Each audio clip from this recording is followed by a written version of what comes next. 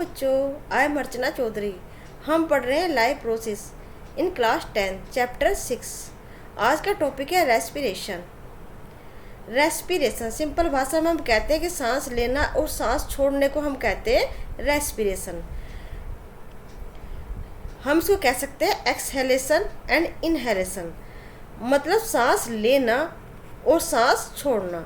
सांस लेना को कहते हैं इनहेलेशन, इन मीन्स अंदर, और एक्सहेलेशन, एक्स मीन्स बाहर, मतलब सांस को बाहर छोड़ना।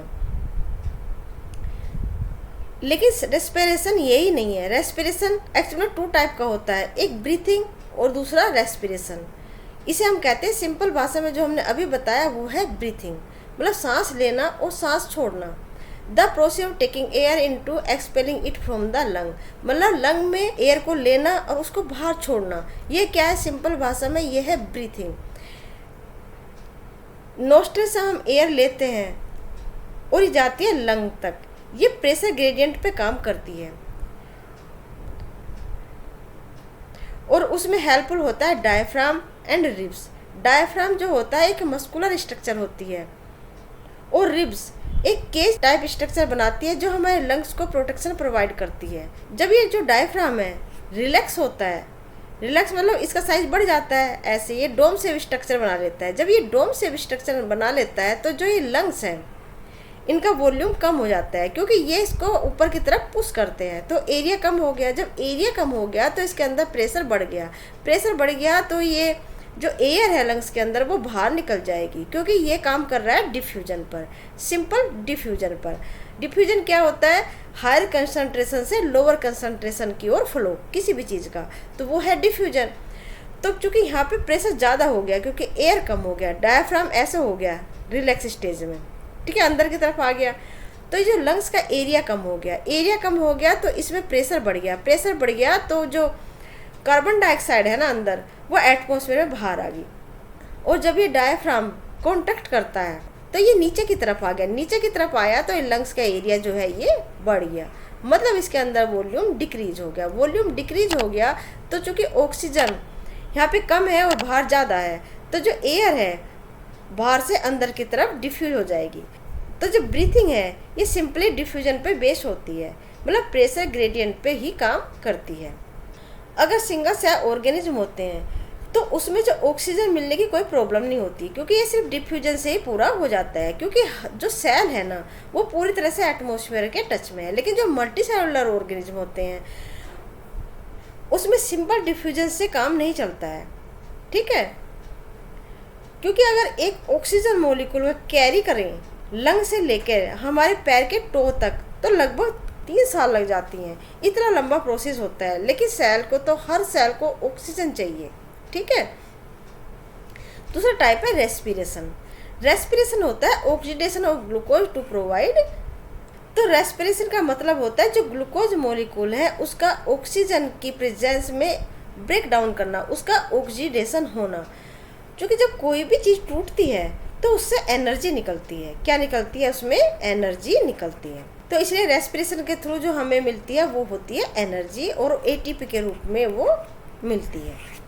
तो डेफिनेशन क्या हुई रेस्पिरेशन की? A process by which living things produce energy from oxidation of glucose. In this process usually need oxygen, मतलब ग्लूकोज का ब्रेक डाउन करना, ग्लूकोज का टूटना। जब भी कोई चीज़ टूटती है तो उससे एनर्जी लिबरेट होती है, और वो जो एनर्जी निकली है उसे यूज कर लेते हैं एटीपी फॉर्मेशन में। ये एटीपी बनता है एडीपी से, एडीपी से प्लस फॉस्फेट आयन से, ठीक है ना। एडीपी मतलब एडिनोसिन डाई फॉस्फेट, मतलब एडीपी में फॉस्फेट के 2 मॉलिक्यूल होते हैं और उससे एक और जुड़ जाता है, ठीक है, तो बनता है एटीपी। एटीपी यानी एडिनोसिन ट्राई फॉस्फेट। एडिनोसिन से 3 मॉलिक्यूल फॉस्फेट के जुड़े हुए होते हैं और इसमें होती है बहुत सारी एनर्जी। एटीपी को कहते हैं energy currency of the cell. हम जो भी काम करते हैं, या हमारे मसल्स कॉन्ट्रैक्ट करते हैं, या हमारे ब्रेन में नर्व इम्पल्स होते हैं, वो सभी जो एनर्जी गेन करते हैं वो एटीपी के रूप में ही करते हैं, मतलब एटीपी को खर्च करके ही कोई काम होता है। Types of respiration. Respiration type कितने होते हैं? ये एरोबिक रेस्पिरेशन होता है, दूसरा होता है एनएरोबिक। एरोबिक मतलब एयर की प्रेजेंस में जो रेस्पिरेशन होता है उसको कहते हैं एरोबिक रेस्पिरेशन। इसमें फर्स्ट स्टेप होता है ग्लाइकोलाइसिस। ग्लाइकोलाइसिस होता है साइटोप्लाज्म में, ठीक है। जैसे ये एक सेल होती है ना, सेल के अंदर जो बीच में होता है उसको कहते हैं न्यूक्लियस, और न्यूक्लियस में जो प्लाज्मा होता है उसको कहते हैं न्यूक्लियोप्लाज्म। न्यूक्लियोप्लाज्म। और उसके बाद जो भी होता है उसको कहते हैं साइटोप्लाज्म। तो जो ग्लाइकोलाइसिस की जो प्रोसेस है वो होती है साइटोप्लाज्म में। सेल जो अपना न्यूट्रिशन लेती है ग्लूकोज के फॉर्म में रहती है। जो ग्लूकोज है वो साइटोप्लाज्म में ब्रेक होता है पायरुविक एसिड में। पायरुविक एसिड में उसके 2 मॉलिक्यूल बनते हैं। एक मॉलिक्यूल ग्लूकोज से 2 मॉलिक्यूल पायरुविक एसिड के बनते हैं। मतलब ये होता है 6 कार्बन। 6 कार्बन होते हैं इसमें, C6H12O6। ग्लूकोज का फॉर्मूला होता है C6H12O6। मतलब उसमें जो कार्बन मॉलिक्यूल की संख्या है वो 6 है, और जो पायरुविक एसिड में जो कार्बन मॉलिक्यूल की संख्या होती है वो 3 होती है, ठीक है ना। 6 कार्बन से बना 3 कार्बन मॉलिक्यूल। तो ग्लूकोज के ब्रेकडाउन से 3 कार्बन मॉलिक्यूल पायरुविक एसिड बनता है। उसके 2 मॉलिक्यूल बनते हैं और ग्लूकोज का होता है 1 मॉलिक्यूल। यानी ग्लाइकोलिसिस में बना ग्लूकोज से पायरुविक एसिड। ये दोनों में होता है, सेम प्रक्रिया है। वो एरोबिक में भी होता है और एनारोबिक में भी सेम प्रक्रिया ही होती है। मतलब ग्लाइकोलाइसिस तो दोनों में होती है, वो एरोबिक रेस्पिरेशन हो या वो एनारोबिक रेस्पिरेशन हो। अगर मिलती है आगे ऑक्सीजन तो हो जाती है क्रेब साइकिल। मतलब ग्लाइकोलाइसिस में जो ग्लूकोज का पार्शली ऑक्सीडेशन होता है, मतलब कंप्लीटली उसका ऑक्सीडेशन नहीं होता है, ठीक है, पार्शली होता है। वो बन रहा है पायरुविक एसिड में, ठीक है। मतलब अगर यहाँ C6 है तो यहाँ पे C3 होगी। इसका मतलब क्या है? मतलब पूरी तरह से ग्लूकोज का ब्रेकडाउन नहीं हुआ है। लेकिन अगर उसको एयर मिल जाती है तो टोटली ऑक्सीडेशन हो जाता है। ग्लूकोज मॉलिक्यूल का टोटली ऑक्सीडेशन हो जाता है। और क्रेब साइकिल होती है माइटोकॉन्ड्रिया में, ठीक है। क्योंकि साइटोप्लाज्म में बहुत सारी सेल ऑर्गेनिल्स मिलती हैं, उसमें होती है एक माइटोकॉन्ड्रिया। माइटोकॉन्ड्रिया में ग्लूकोज का टोटली ऑक्सीडेशन हो जाता है और उसमें एटीपी ज़्यादा जनरेट होती है। उसमें एटीपी बनती है 38 एटीपी, जबकि ग्लाइकोलाइसिस में सिर्फ 2 एटीपी ही बनती हैं। क्रेब साइकिल, इसे क्रेब साइकिल इसलिए बोलते हैं क्योंकि एक साइकिल के रूप में ही होता है। जब ये पायरुविक एसिड है ना, अगर क्रेब साइकिल में जाती है तो उसके बीच में बनता है एक एसिटिल कोएंजाइम A, और इससे बनता है सीट्रिक एसिड। सीट्रिक एसिड ये एक साइकिल के रूप में दोबारा से सीट्रिक एसिड में ही चेंज हो जाता है। इसमें बहुत सारे बीच में मॉलिक्यूल्स बनते हैं, जैसे एकोनिटिक एसिड है, अल्फा कीटोग्लूटरिक एसिड है, सक्सिनिक एसिड है, फ्यूमेरिक एसिड है, मेलिक एसिड है, ओक्जेलिक एसिड है। ये सब बनने के बाद बनता है सीट्रिक एसिड, फिर दोबारा से बन जाता है सीट्रिक एसिड। तो इसीलिए इसको बोलते हैं क्रेब साइकिल। ये आपको याद रखने की जरूरत नहीं है, सिर्फ समझाने के लिए है, ठीक है। तो इसमें ग्लूकोज का टोटल ऑक्सीडेशन हो जाता है, पूरी तरह से ऑक्सीडेशन हो जाता है, और इसमें बनते हैं 38 एटीपी मॉलिक्यूल, ठीक है। मतलब इसमें बहुत सारी एनर्जी लिबरेट होती है, बहुत सारी एनर्जी बनती है। लेकिन अगर ये एनारोबिक हो, मतलब उसमें ऑक्सीजन अगर नहीं मिले, जैसे ईस्ट है, हमारी मसल सेल भी हैं, मतलब क्रेब साइकिल में जब टोटल ऑक्सीडेशन हो जाता है ग्लूकोज मॉलिक्यूल का, तो ग्लूकोज टूटता है CO2 में, H2O में और एनर्जी में, ठीक है। एनर्जी में, एनर्जी एटीपी के रूप में, एटीपी 38 मॉलिक्यूल एटीपी के इसमें बनते हैं। लेकिन अगर ऑक्सीजन ना हो तो रेस्पिरेशन होता है एनएरोबिक, जैसे ईस्ट में होता है, मसल सेल्स में होता है।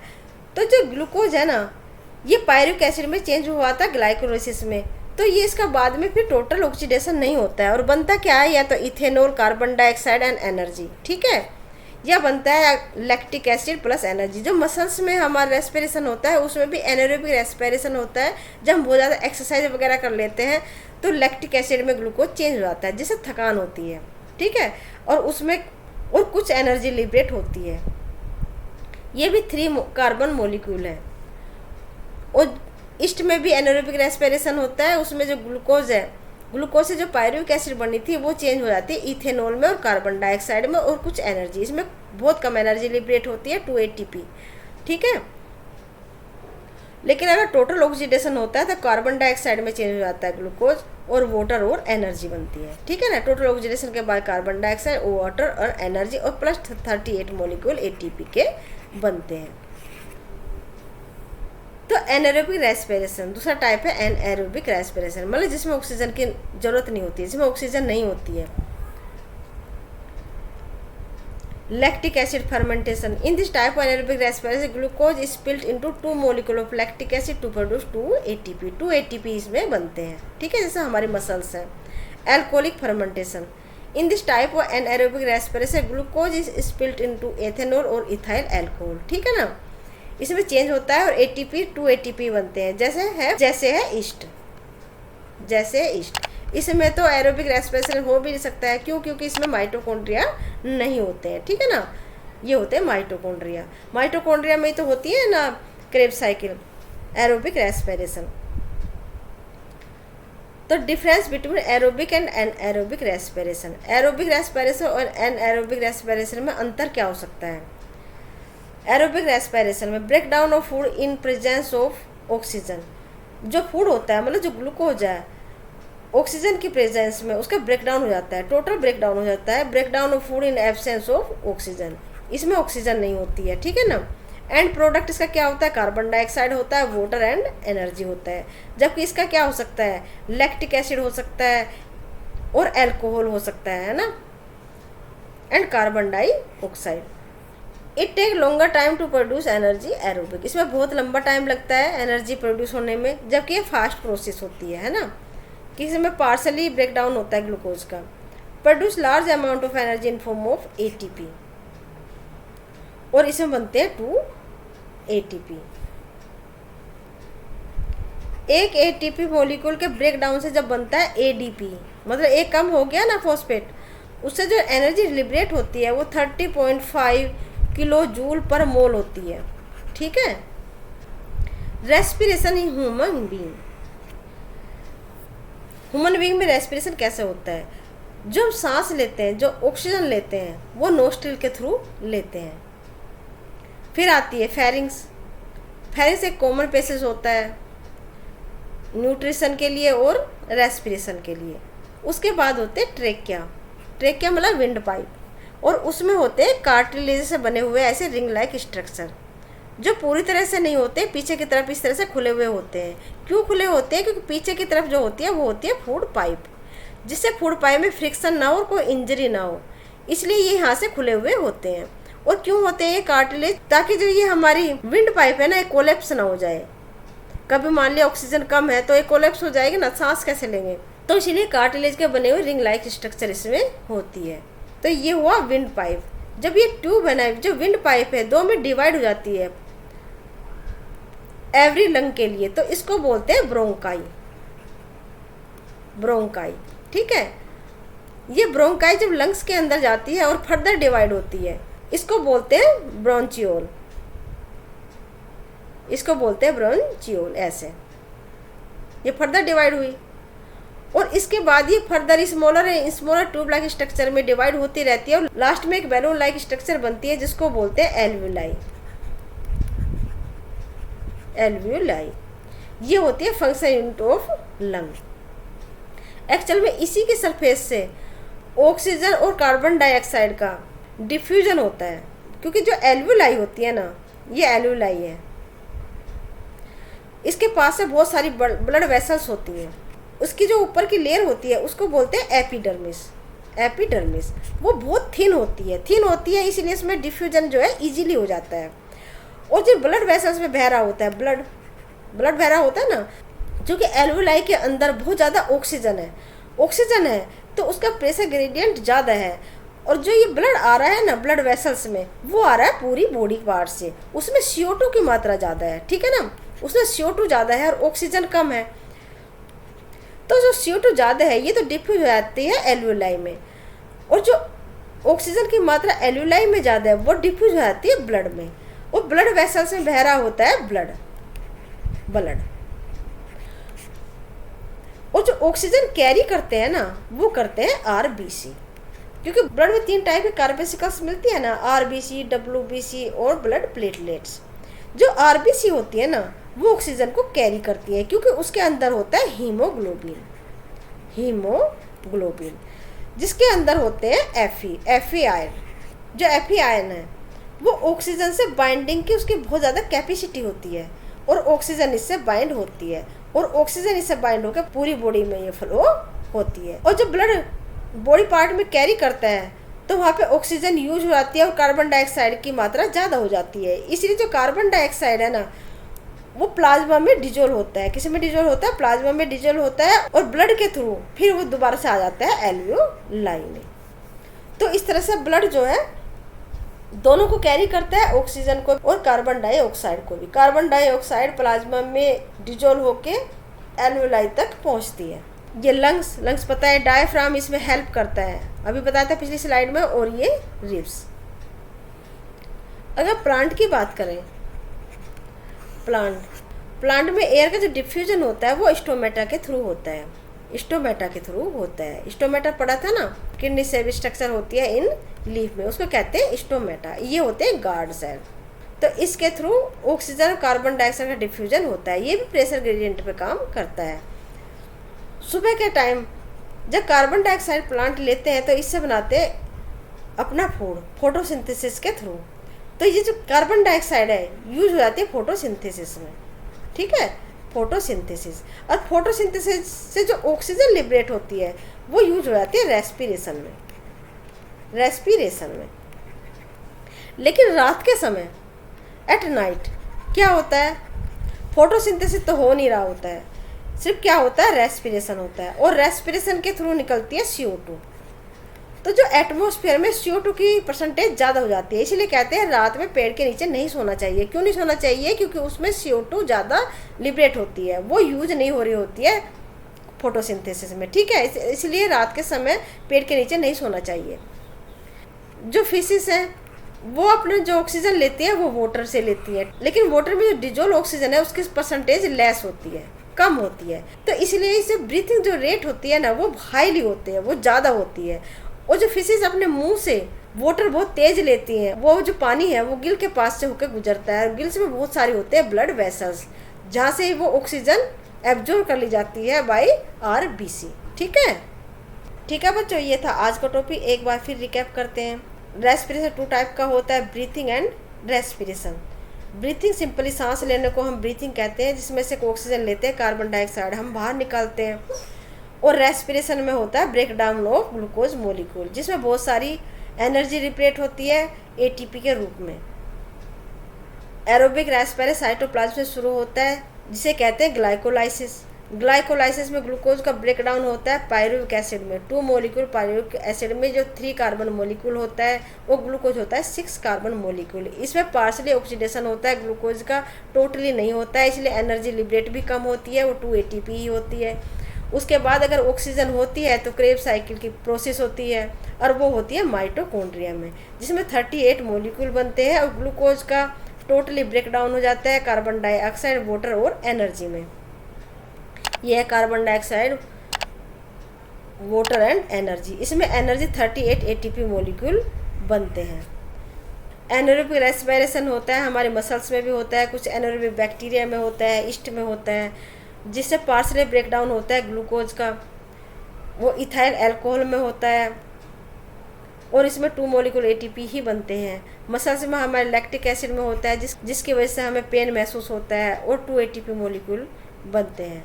रेस्पिरेशन इन ह्यूमन बीइंग, जो ब्रीथिंग होता है नोस्ट्रिल से होता है, और नोस्ट्रिल में बहुत सारी फिल्टर होती है ना एयर, क्योंकि हेयर होते हैं, और इसका टेम्परेचर भी थोड़ा ज़्यादा होता है, तो जर्म्स वगैरह वो किल भी हो जाते हैं, और जो एयर हमने ली ना नोस्ट्रिल के थ्रू वो फिल्टर हो जाती है। फेरिंग्स कॉमन पैसेज होता है न्यूट्रिशन के लिए और रेस्पिरेशन के लिए। ट्रैकिया को विंड पाइप भी बोलते हैं। जब ये tube like structure lastly terminate होती हैं तो एक सैक लाइक स्ट्रक्चर बनती है, जिसको बोलते हैं एल्यूलाई, और ये होती है function unit of lungs. 2 lungs होते हैं, डायफ्राम एंड रिब्स रेस्पिरेशन में हेल्प करते हैं। ओके बच्चों, ये था आज का टॉपिक रेस्पिरेशन। अगर आपको इससे थोड़ी भी हेल्प मिलती है तो प्लीज़ लाइक शेयर सब्सक्राइब करें, इससे क्या है हमें बहुत मोटिवेशन मिलता है। मिलते हैं नेक्स्ट टॉपिक में। Bye bye, thank you.